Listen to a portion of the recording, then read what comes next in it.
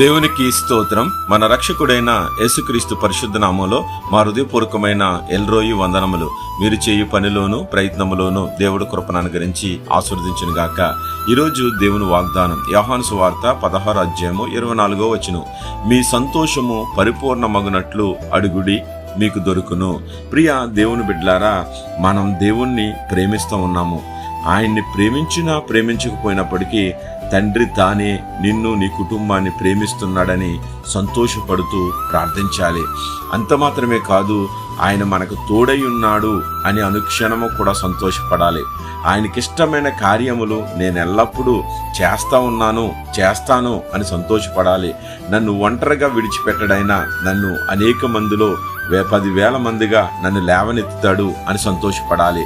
మన జీవితాల్లో ఆయన వాక్యమందు నిలుస్తున్నాము అని సంతోషపడాలి.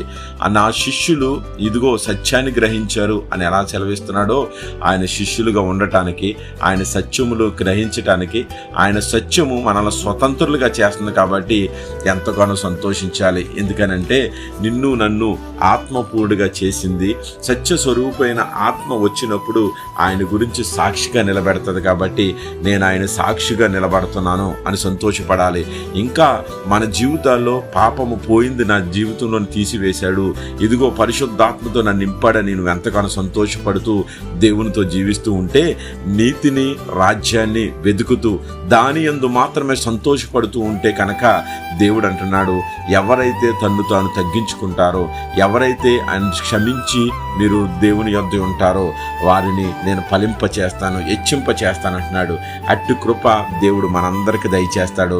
పరలోకమందు ఒక ఆత్మ రక్షింపబడితే భూలోకంలో ఎంతో సంతోషం కలుగుతుందో అంతకంటే సంతోషం ఆత్మలను రక్షించాలని, ఆత్మలను రక్షిస్తూ సంతోషంగా దేవుని మహింపరుస్తుంటే దేవుడు నిన్ను మహింపరుస్తాడు, గణపరుస్తాడు. అట్టి కృప దేవుడు నీకు నీ కుటుంబానికి దయచేయను గాక.